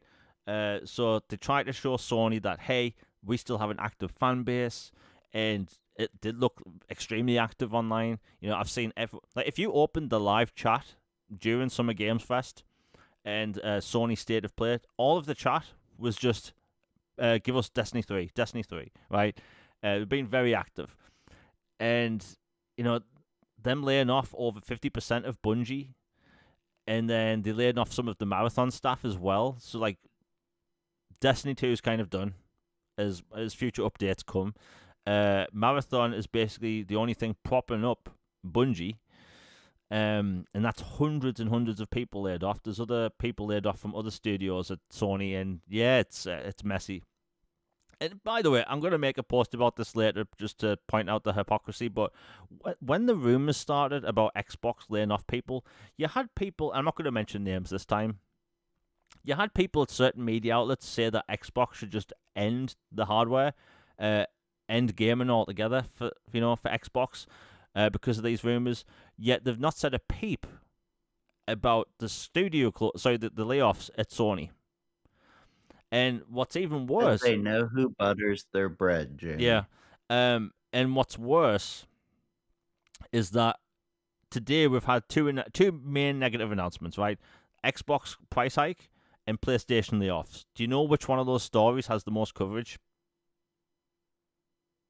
Ching. Yeah. Xbox negative Xbox news gets more coverage than negative PlayStation news. So even though Sony's laid off more people than what Microsoft was allegedly planning to, there's no coverage. Next to no coverage, and it's sickening because this goes to show that they really show that they, look. The truth is, if you cover PlayStation positively and hate on Xbox, you get more money. You just make more money that way. If you negatively cover PlayStation, you get a big blowback. People will stop watching you, and I see people do this all the time. And I've seen it today. Next to no coverage in my feed from these media outlets. In fact, what I've seen a lot of people do is that they'll post this news, like the layoffs, and then they'll quickly post about the Xbox negative news. So that post like gets to the top of their feed. It's a tactic I see all the time. But yeah, it's just sad to see that hundreds and hundreds of people are being laid off and nobody's really paying attention to it, which is a bit sad. The whole industry as a whole is going through a really rocky place. Oh, it's in a rocky place at the minute. And I think there's a big problem in the industry where you have these journalists not doing the job. They're not going out, and this isn't everyone, but like a lot of journalists, they aren't going out there and talking about the real issue in the game industry. They keep saying, it's Game Pass's fault, but then when you bring up PlayStation layoffs, they just tell you to be quiet. or you're wearing a tinfoil hat. The truth is, the whole gaming industry is going through a rough patch. And the reason isn't because of Game Pass. It isn't because of expensive consoles. The reason these problems are happening is because the console player base has been around 200 million users for the past 20 years. And games are costing more than ever. However, you don't have more money coming into the gaming space. So you see that gaming's making more money than basically movies and TV combined. The problem is you basically have just some of those companies making money. So let's say you have someone that only goes out and buys an Xbox or PlayStation, and then they only play Fortnite, right? They aren't really pumping money into the gaming industry, right? You have Epic making their cut, and Xbox and PlayStation making their little cut. But this is one of the reasons why I always talk about the 7th gen. The black hole gaming thing didn't exist then, right? You had people that would buy an Xbox or PlayStation. They would buy all these different games. They would pay for their Xbox Live or whatever, and then they would play different games. They would buy map packs. There wasn't really this time sink into the black hole gaming stuff, right? And I think it's all the free-to-play stuff, right? You have people buying an Xbox or PlayStation or Switch, and they only playing Fortnite. They only playing Warzone or Apex. None of this money is going... Yeah, you never see anyone from these outlets talk about what I'm mentioning right now. It's easy just to blame Game Pass, say Microsoft's bad and all this stuff, than to talk about the real problem, right? And like these, so these games are costing more to make. They're taking longer to make. So like you have to have a sure hit out of the gate. You have less money coming into the gaming space. The only new gamers coming into the gaming space only play free-to-play games, right? This isn't what was like in the 7th gen where someone was like, hey, I wanted to get into gaming. So they'd buy a 360. They might buy a Batman Arkham Asylum. They might buy like a BioShock or something, right? An Assassin's Creed, right? That all those franchises blossomed, all those games blossomed into franchises, right? Now you don't have that. You have someone that buys a console, they play a free-to-play game, and that's it, right? Like, Logan, how many times have you seen a picture of someone's game collection and it's just Madden, FIFA, Madden, FIFA, Madden, FIFA? Yeah, this goes into another like thermonuclear take I saw the other day, but basically, like someone said that gun ball gamers have killed the industry, which gun ball gamer is a slang to talk about people who only play Call of Duty or Madden or 2K, or I guess you could say Fortnite instead of Call of Duty if you prefer. Anyway, like the endless machine type games. Yeah. And I agree. I think those and the black hole games have completely just neutered the industry creatively, financially, uh responsibly, just like everything. Like honestly, I feel like the industry needs a control alt delete restore to factory settings, like pull the plug it back in thing. I really do. Whether that's people climbing Mount Everest and manifesting an asteroid or like whatever it is for the gaming industry, it feels like something needs to happen to fix this, because it feels like the people in charge are just making it worse right now. Yep. Yeah, it's crazy, man. Because I see all these journalists, like I mentioned before, they blaming Game Pass and stuff. Like the problem is we don't have new people getting into gaming, right? That play a bunch of different games that will buy. Like we've all seen, like the average gamer buys 2 games a year. Those games are Call of Duty and let's say a sports game, right? Those people aren't really pumping money into the gaming industry as a whole. You have Activision making that money. You have EA or something, 2K make the basketball money, right? There's no money really going into the industry as a whole, right? You don't have people discovering new games. Like, I've never once seen one of these black hole gamers say, hey, I'm just playing this Assassin's Creed game for the first time. It's like, no, they are only playing, let's say, Apex Legends, right? It's like, like and by the way, these games are costing more to make, right? They're taking longer to make, but we still have the same amount of people playing games.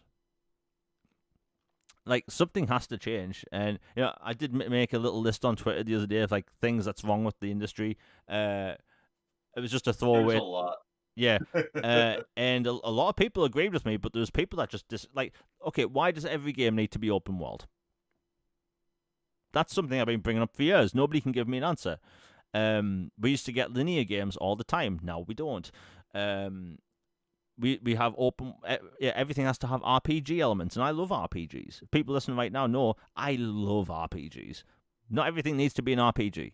Linear games take less time to make. They cost less to make. Before I continue, we have a super chat by Nick W. Thank you very much for the $4.99. He says, according to Jason from Bloomberg, it costs around 15K. I was going to swear there. 15K for each employee now these days a month, which is why games cost so much to make. Yeah, I saw that statistic. It's kind of terrifying. It also doesn't help that these studios like Bungie and others, they reside in some of the most expensive places in the world. Like, isn't Bungie It's in? piss poor management and location planning. Yeah, It's like, why are you building here? yeah. Like, isn't Bungie? They in Redmond, right? Yep, and then no shade to Double Fine, obviously, but a small studio that resides and develops in one of the single most expensive places in all of America in San Francisco. And, you've got Silicon Valley is super expensive. You got New York is very expensive. Like, right or wrong, these developers want to flock to these regions and it drives the price up. Like, maybe we need some more middle of America or some Siberian wasteland outposts or something. Yeah. Um, and we don't really see like a lot of developers in Europe require this, like like people in the Europe, as far as I know, make less because the cost of living's less, slightly. But like in Japan, for instance, like I never hear about these mass layoffs in Japan. Not really, because games cost less to make. Yeah. Look, you have the Final Fantasy VII remake trilogy. There's a great interview asking the director like how have they been able to make a whole trilogy in 7 years, right? That seems like such an alien concept to a lot of people now, right? But he said, look, they stuck with Unreal Engine 4 because the developers all know how to use that. They all had a creative vision from the very start. They have the exact same team working on all three games, so they know how to communicate with each other, know how to work together. There's no reset for the developers. And they obviously like reusing some assets and obviously making them look a little bit better. But like, I'm perfectly okay with developers doing that stuff. Reuse assets, use the engine you know how to use, stuff like that. So we're getting a whole Final Fantasy VII trilogy in 7 years. The Witcher 4 is part of a trilogy, and they want all three games to be out in 6 years. So that's CD Projekt Red. They clearly have a vision for a trilogy, right? And they're going to get that done, right? And yes, The Witcher 4 has allegedly cost $400 million to make, but they're going to be able to use that engine across all three titles, use certain assets, and all that stuff, and they're going to use the same team making all three games, right? Great. Great, right? We need to see more of that. Because when you have a game costing or taking 7-8 years to make, costing $300-400 million, that game needs to be a sure hit out of the gate day one. Otherwise, screwed.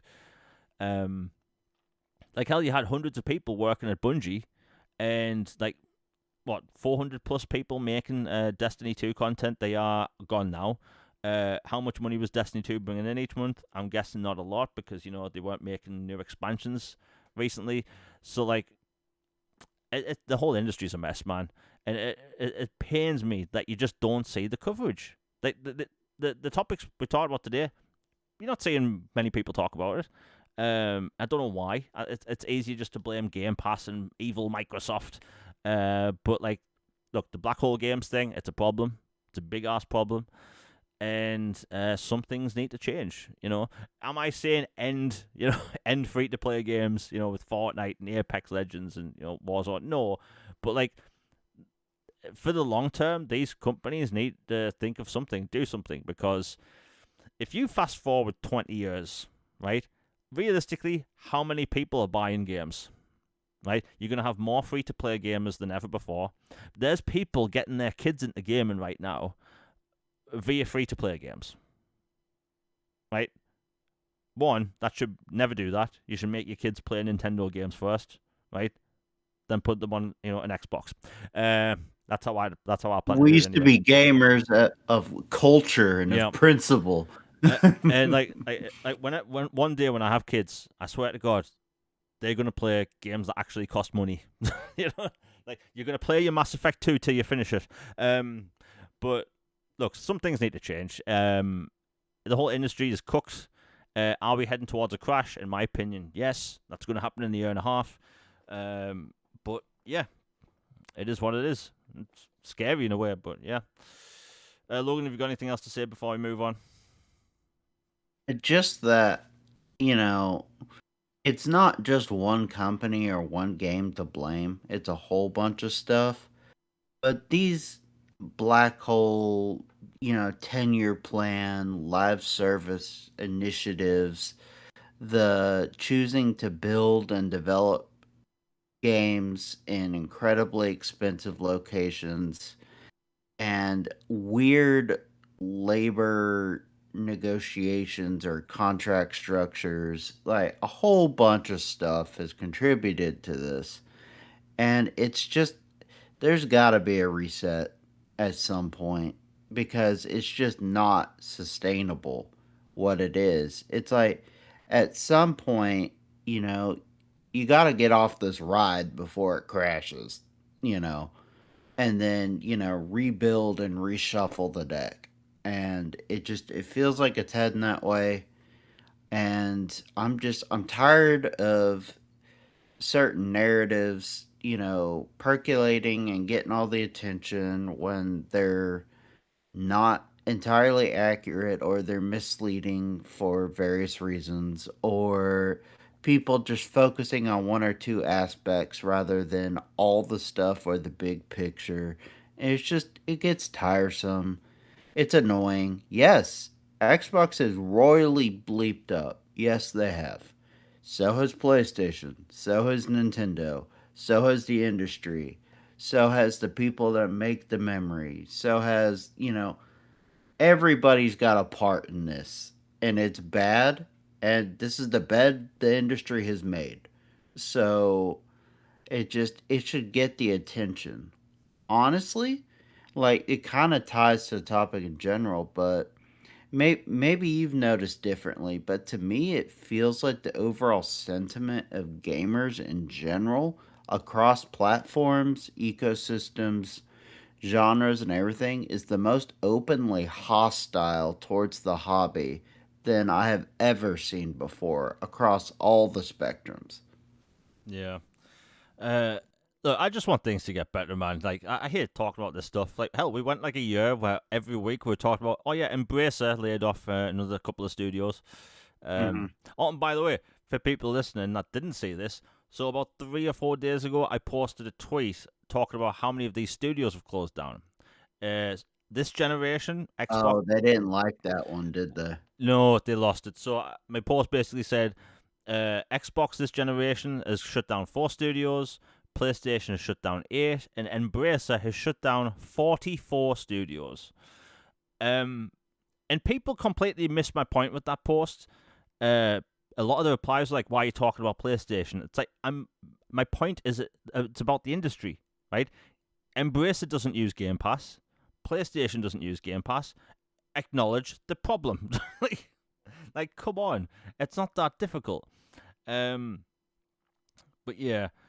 Before we move on from the topic, so I've just seen someone post on Twitter the Xbox Series X in the UK is currently going for £479. That's a great deal, I'm not going to lie. So if people in the UK are listening, if you're looking to buy a new Series X or Series X for someone, that's actually a good deal. Yeah, get on it.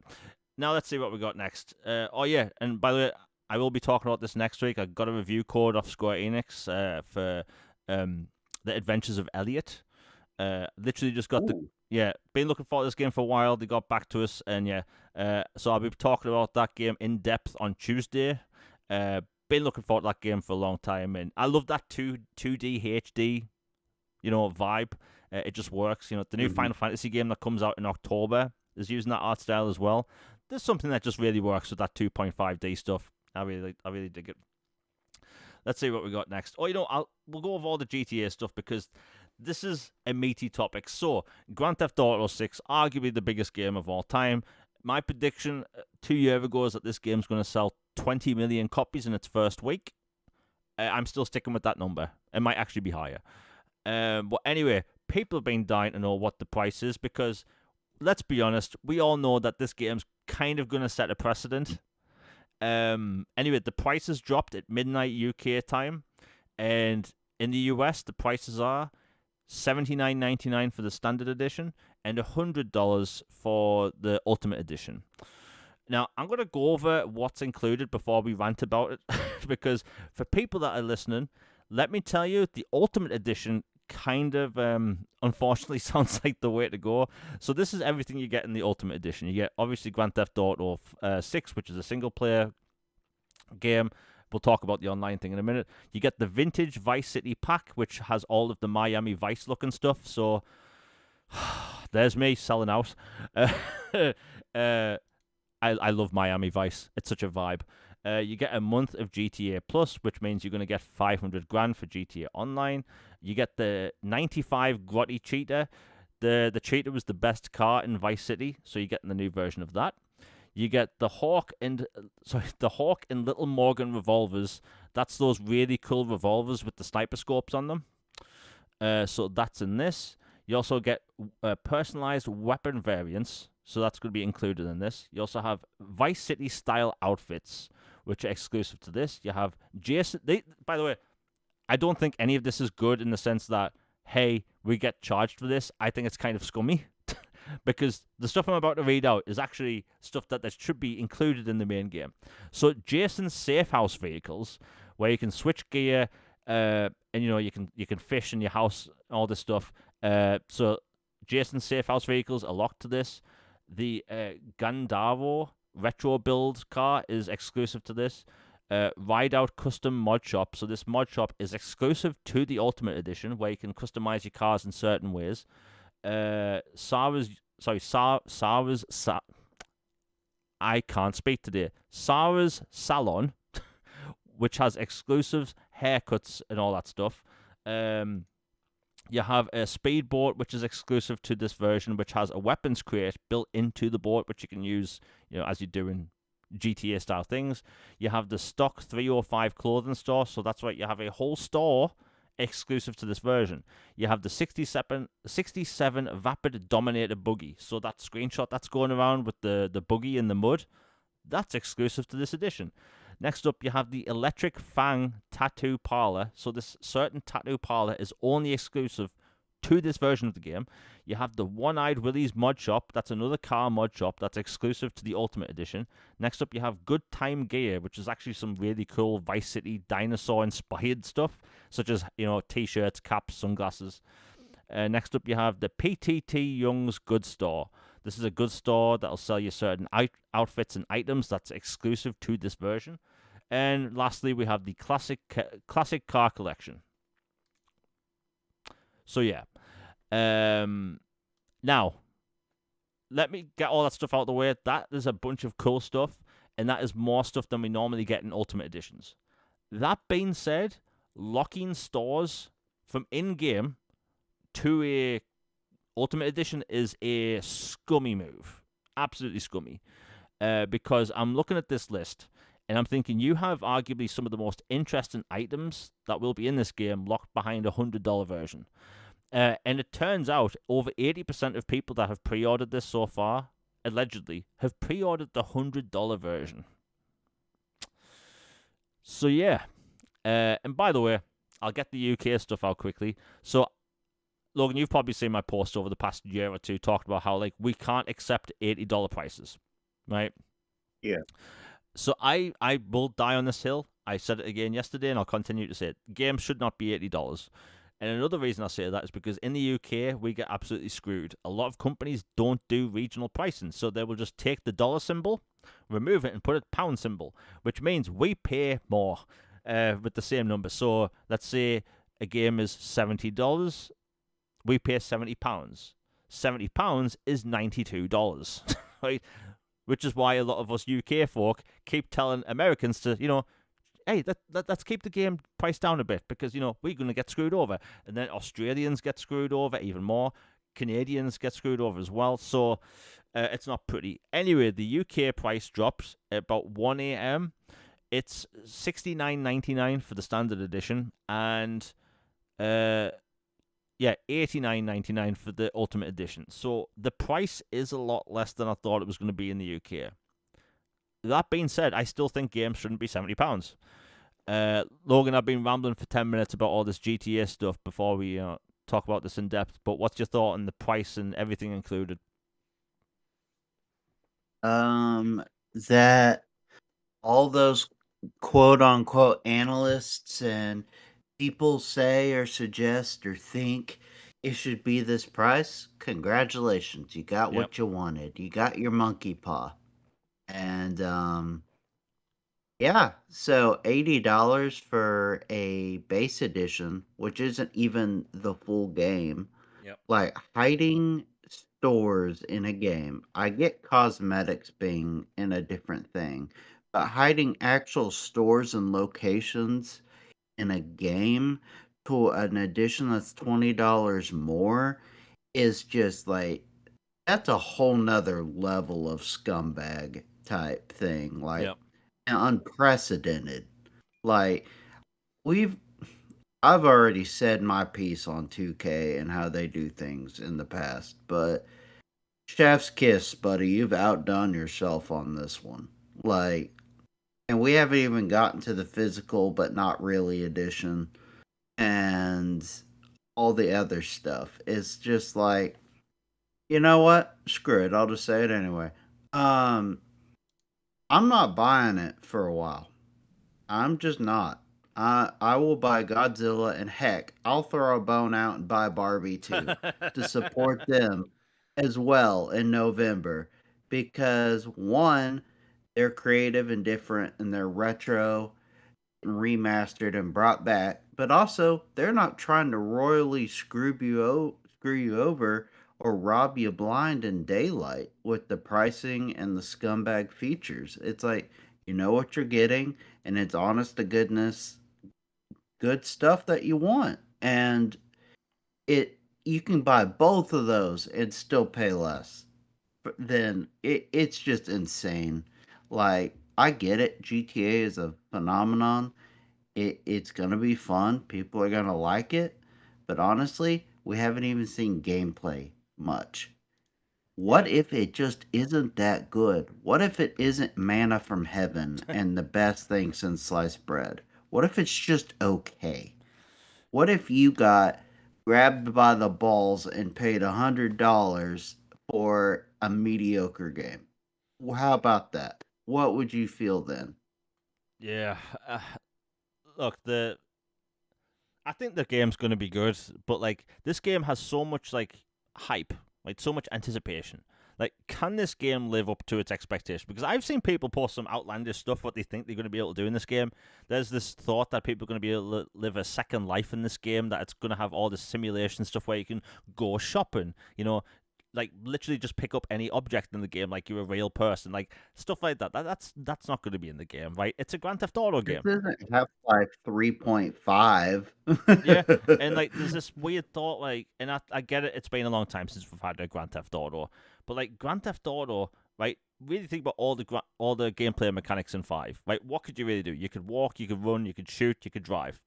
That's basically it. And there were some mini games, but people think that this game has been in development for 13 years. It hasn't. It started development allegedly in 2018.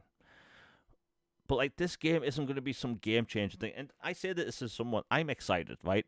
I can't wait for this game. Thankfully, the UK price isn't that bad compared to other AAA stuff. I mean, hell, I paid 60, I believe, for 007. So like, okay, I get it, right? But like locking stores behind a £90 version, that's scummy. And locking the best outfit behind the pre-order. And by the way, can I talk about pre-orders quickly? There's no reason to pre-order games digitally, right? Not It really. ain't going anywhere. Yeah, they're not going to sell out, and like that's why you have certain like cool items put behind a pre-order page. Unfortunately, a lot of the time we see blowback. I'm not saying this for Grand Theft Auto, right?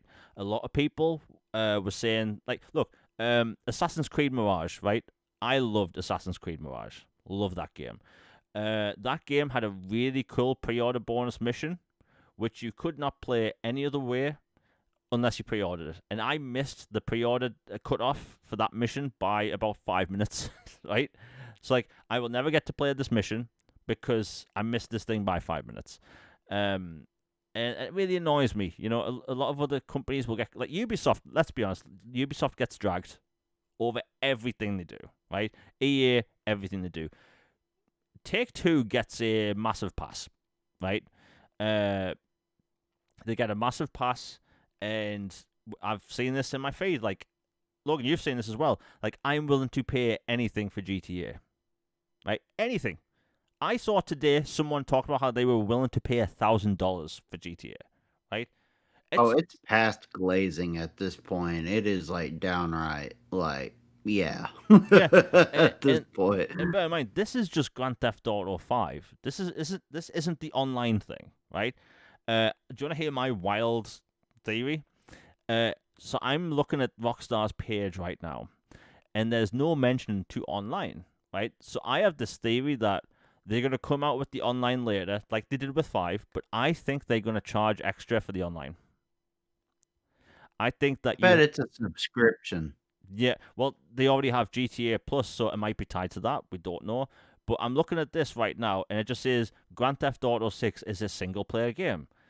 And the pre order bonus is, or one of the pre order bonuses is a 1 month of GTA Plus. But why would they give you GTA Plus with $500,000 a month if you don't have an online mode? So my theory is that they're going to charge for the separate mode. Like, let's say the game comes out, 19th of November. We don't know when the online's coming out. So I bet that costs $20 for the online. That's my wild theory, anyway. So the game will essentially be $100. And look, I think the game's going to be great. I can't wait for it. And look, in the UK, we get screwed on game prices everywhere anyway. But they are the ones that's going to make the $80 game normal. And all my replies to these posts are saying, but Jamie, it's Grand Theft Auto. The problem is publishers don't think like that. You don't have some bigwig at, let's say, Ubisoft say, you know what? Our Assassin's Creed game we're coming out with next year isn't going to be as good as Grand Theft Auto, so we're not going to charge for it. That's not how executives think. They think, well, they're charging more for their game. That means we should charge more for our game. Right? It has nothing to do with GTA being GTA. It has to do with executives, right? So while I know for a fact game developers would agree that, you can't charge the same, but my God, like, the $80 price is it's a tipping point. And yeah, other companies have charged $80 for games, right? You have Ni no Kuni 2 on Xbox. I think that cost $80. You have Mario Kart World costing $80, right? But these games didn't really set a precedent. But if you have one game that will, that's Rockstar, with the biggest game in the world. So like, this isn't going to lead to anything good. Thankfully, all the big winter games have basically been announced.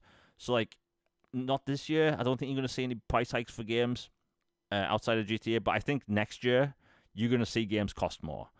It's unfortunate. I saw this coming from a mile away. A lot of us did. But yeah. And look, I am torn, right? Because like, I love Vice City. OG Vice City. I love Grand Theft Auto. I love Miami Vice. That thing is such a vibe. People have never watched it. Watch it. It's such a vibe. It's amazing.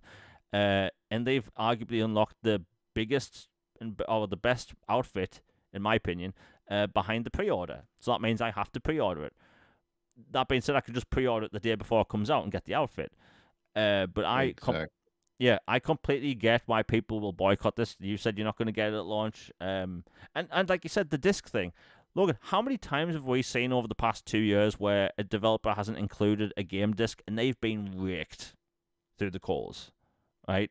Yeah, I got torn to shreds Yeah, online for simply posting a steelbook I got yeah, for Avowed because it didn't have a disc slot in it. yeah, And I'm like, dude, I didn't make the game this way. I was just showing you the steelbook because it looked cool.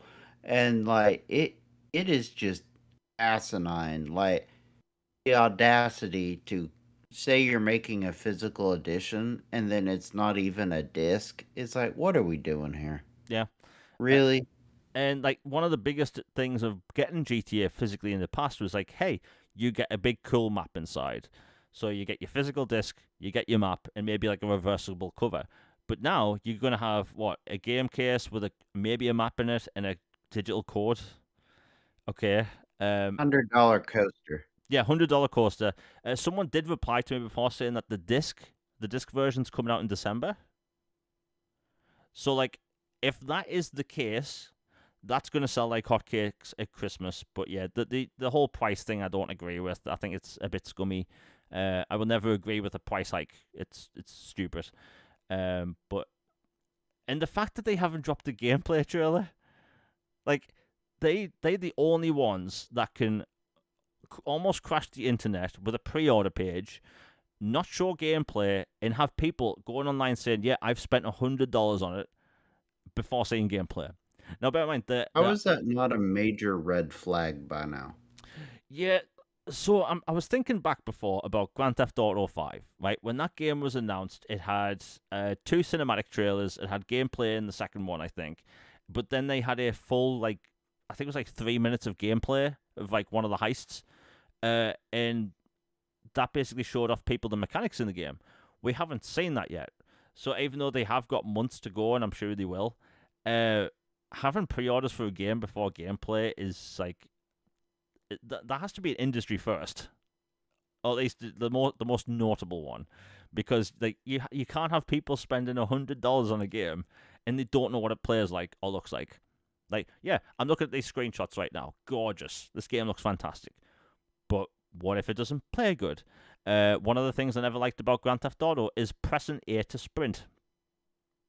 I never liked that. Why is that? You know, Red Dead Redemption has that as well. But yeah, look, I'm sure the game's going to be great.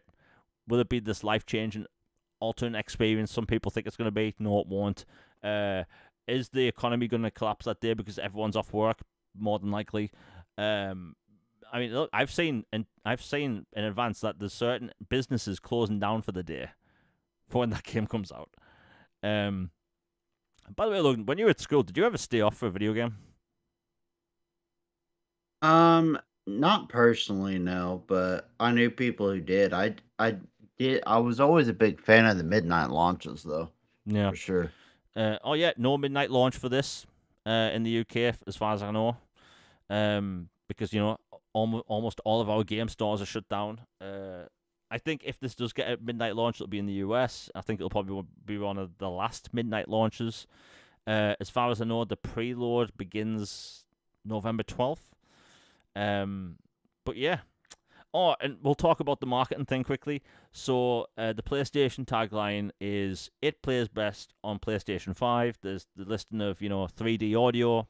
All consoles do 3D audio, so I've never like. By the way, that's always annoyed me. Microsoft's had 3D audio chips in their consoles going back to the original Xbox, like a dedicated audio chip. So like that's a bit weird. The Rumble, okay, whatever. And that's basically it on the PSSR, which I don't know if that's doing it. By the way, this game isn't apparently not going to even have a pro thing, a pro update. So like, I think that's a bit weird. Look, this game's going to look and play great on everything. Rockstar does not do bad ports, not really, right? Whatever they put their game on, it's going to sell great. By the way, the PC version, I've been asked about this. They're not coming out with a PC version because they want to concentrate on the consoles. The console version is always where it sells most. In my opinion, They aren't putting out a PC version day one because they want people to double dip. Yep. I 100% believe that. That's take two for you. Yeah. And do you want to hear my other wild theory? And I really, really hope this isn't true.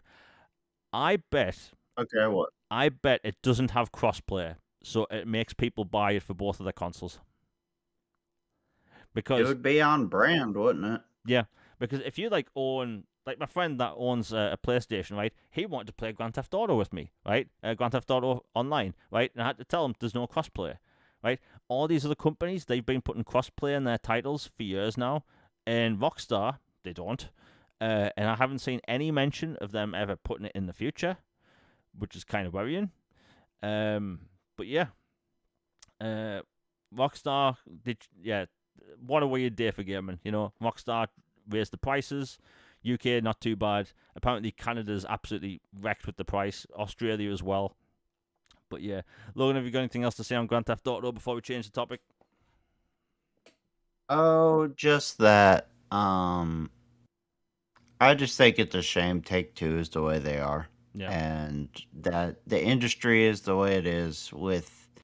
And then you've got these, beyond glazers at this point, championing this and just watching it all crash and burn. And it's really annoying and disheartening, but it is what it is. And there's a lot of good in the game industry, and there's a lot of games I'm looking forward to. I already mentioned Godzilla earlier. Like, yeah, I'm so excited for that. Like, you can't even believe in November.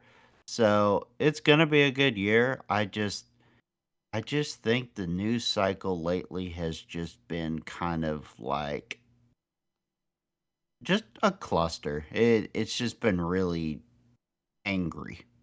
yeah. I mean, look, I love covering gaming. I'm not gonna lie, it's been a bit uh, soul crushing over the past couple of weeks. How like just negative everyone wants to be, and how negative things are. Like there's so many positive things to talk about. Um, I put it like this, right? Before all the rumors of layoffs and all that stuff, right? What happened? We had the Summer Games Show, right? Summer Games Fest. We had the Xbox Showcase. We had State of Play. Nintendo had their Direct, right? We had all these new game announcements, right? Which is super exciting, especially considering we don't get E3 anymore. And people immediately, rather than talking about those games that were just announced, people were just arguing online about exclusivity, right? Gears being exclusive, is this going to be, is this going to like make the coalition shut down because people playing through Game Pass? Like, people aren't talking about the games. It's been my biggest problem over the past couple of years. People aren't talking about games; they talk about platforms, and it annoys the living hell out of me. Um, there's so many interesting games coming out, so many positive games to talk about. Like, yeah, Grand Theft Auto's getting its glazing. By the way, doesn't Take Two, the basketball game, doesn't that have gambling in it? Like a pachinko machine or Um, something? I can't remember honestly. Like, I play it very casually. Like, I'm a diehard basketball guy, but I've never really been a big, you know, basketball game guy. So I wouldn't be the one to ask on that, but it definitely wouldn't shock me. Yeah. But yeah, there's so many like good things to talk about in game, and it's just unfortunately the good stuff tends to get overshadowed by the bad. The bad stuff gets more clicks, unfortunately, which is why you see so many like hate videos online. Which is why you see IGN, they stop talking about gaming news and they just start talking about rumors. I don't like the fact that most gaming news are rumors these days. That's annoyed the living hell out of me for years. There's this weird shift a couple of years ago where gaming news stopped being gaming news and start being rumors. Like, Logan, did you notice that? Yeah, it really percolated during the pandemic when everybody was stuck at home Yeah. twiddling their thumbs, and journalism shifted to, I'm just gonna throw some bleep out there and hope it sticks, and stir the pot, and then people will be sources say, and then they'll put something outlandish out there or not even close to accurate, and then things spread like wildfire and everything blows up instead of like back in the day when it was like, hey, this new console is coming out at this point, or this studio's working on this type of game. Here's a deep dive into it, or ooh, they're purchasing this, or we're innovating controllers with that, or cool stuff like that. And now it's just like layoffs and price hikes and shutdowns and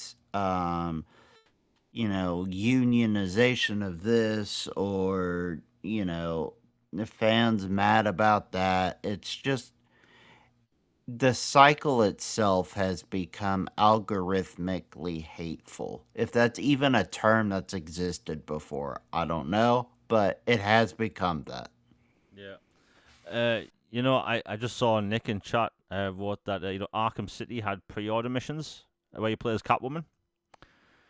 Oh, I didn't remember that. Yeah, but that made me have a flashback. I remember I had to walk into Durham when it was blasting rain to get that because that was the only way to get that version of the game through our retailer game at the time. But yeah, such a scummy thing to lock things like that. Like I think that Arkham Asylum also has a PS3 exclusive mission where you play as the Joker. Oh yeah, I remember that. And then we had the beta modes and free or exclusive to PlayStation content for Call of Duty stuff, or early access, or the Harry Potter, Dark Emporium stuff. Oh yeah. Yeah, all that nonsense. Yeah. Yeah, and I see Shiznor wrote that Crimson Desert has that way of sprinting too. Yeah, so I was talking about 10 minutes ago about how Grand Theft Auto has press A to sprint, where you just tap the button. Oh, the spam A Y- sucks. I yeah, hate it so much. so Crimson Desert has that as well.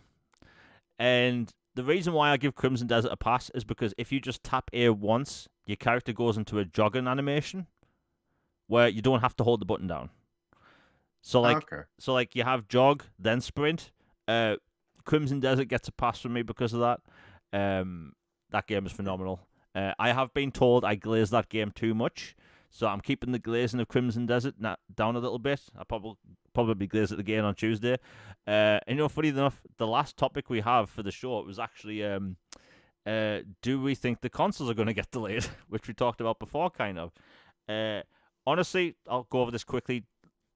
Do I think the consoles will get delayed? No, but I think they should. I think Asha Sharma, look, I think she's doing a great job so far. Obviously, these layoffs that's about to happen and the price hike's gonna, everyone's gonna be up against it, yelling at because of this. But like this whole reset that's been planned for a while, it's happening for a reason. They have to make Xbox smaller to be bigger, which I guess. But at the same time, it's like she's going to get a lot of crap because of this. But I think that hopefully she sees the market for what it is and try and find some way to put consoles out at a later date. Because this past year, not even this past year, the past couple of months, I've seen so much excitement for gaming when it comes to, Crimson Desert, which I'm trying not to glaze every 5 seconds. 007 First Light, Final Fantasy VII Rebirth, which I'm playing right now, right? Amazing games. And like there's so many amazing games coming out over the next year. I don't really see the excitement and want for new hardware just yet. So like I'd be okay with it, but do I see them delaying it? It really depends on one thing. I think it completely depends on, you know, PlayStation and Xbox. They both have contracts signed with AMD. Are those chips made already? I'm guessing not. They typically don't make chips this far in advance, but they have the chips designed. So like, do they work something out with AMD so they can delay it? Because look, AMD is going to get their money, right? They make the money. Xbox and PlayStation pays for the chips, right? So regardless, I think what's going on in the world at the minute. I think AMD are perfectly happy to sell chips to Xbox and PlayStation for exorbitant prices, but like it's us in the end that's going to have to pay for it. Logan, do you think next gen will get delayed? I don't know. I'm kind of torn on it, to be honest. Like, I 100% think it should be. Whether it actually will be or not, I don't know. Honestly, it depends on how big the balls are at HQ about it. and how much control they have over what they can do or not. And like the contracts that were written. Like, I don't know about in the UK, like how certain things are written and stuff, but like I know in the US, like in insurance and like legal stuff and some other stuff, like in some industries and fields, there are things that are like act of God provisions, basically, where things that are entirely outside of your control happen. And it's like, this tsunami happened, this tornado happened, earthquake, there was a famine, there was, a memory. I wonder if this memory crisis and shortage and absolute cluster pluck of stuff and then tariffs and other things. I wonder if those would could theoretically with a smart lawyer be loopholed into an act of God type you know, um, you know, um, procedure type thing to where maybe they could push it and delay it because of technicalities and like, look, some of this is our doing, but a whole bunch of this is outside of our control. Like we have no power here on this specific thing. If they can find something like that, then yeah, I think they can delay it. If not, might be hard, but I do think they should, and at the very least, they should try. Because frankly, I think with the sentiment right now, one thing Xbox under previous leadership in the last few years really struggled with was reading the room. It was horrendous, their ability to just see what was going on and do something that would fit or go along with or help change vibes. They were just incompetently bad at it. Yeah. I already see Asha's been doing way better at that than the last end of the cycle before. But, the whole, gaming has become unaccessibly expensive and then jacking the price by 150 and a half or so right after that is not exactly a reading the Yeah. room moment either that has gone particularly well. I don't fully blame her on that. Again, I'm not white knighting for her, but I just I don't think this is entirely under her control and her fault. But again, like we say, Matt Booty will say something, and then lo and behold, something will happen, and everybody will look at Matt and they're like, "Why did you say that? Yeah. Oh, we value small studios or creative teams. You got to start small and grow them big." And then, the next day, it took them out back and firing squad. All this, Yeah. their reading the room ability is like elementary grade school level. It is horrible. That is something they have to fix. Again, I don't think it's entirely her fault, and I'm giving her a pass on that. But this is a good lesson for her and the new team that if you're going to do something or you know something's going to happen, you set it up one way and then it inevitably is going to change very soon, folks are not going to like that, to put it lightly. And it just comes off as a little, um, I don't know what the word would be, but just not the most genuine vibe, if you get me. So it just, I don't know. I think they gotta handle the way they talk about things better. Yeah. But man, what a wild time the industry's going through. And look, I have seen certain people in the industry kind of hint that something's happening tomorrow. Oh, yeah, it's gonna be Red Wedding Day tomorrow, buddy. That's Yeah, what it sounds like. yeah. It's just crazy, man. Like you've got to look at the game industry as a whole. It's kind of messed up. Does the game industry need to have a crash for it to heal? Maybe. Um, but my God, and, we'll end the show on this quickly. My friend that I play Call of Duty with, he doesn't really pay attention to gaming news, right? He watches all the showcases. He has every piece of hardware imaginable. He has a super powerful PC. He has a ROG. He has a Switch 2. I think they still have a Switch 1. He has a Series S, a Series X, PlayStation 5, PlayStation 5 Pro. Right, he has everything.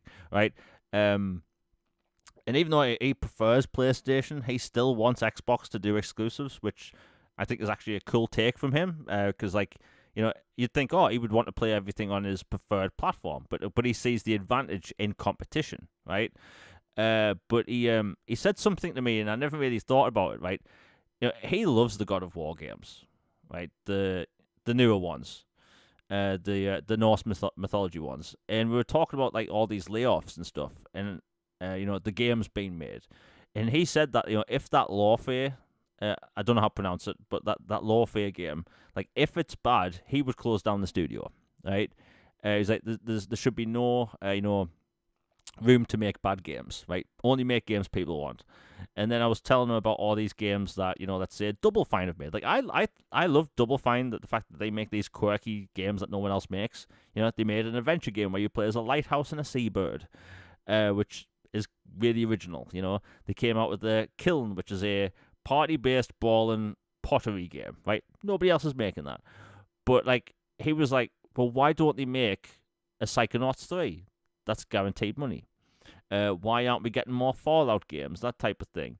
And like to see the perspective of someone that doesn't pay attention to the gaming news, to someone that doesn't pay attention to all the fudge you see online, just saying outright how things should be, was actually very refreshing. Because as someone that has to pay attention and cover gaming each day, like sometimes you kind of have to think like a business person.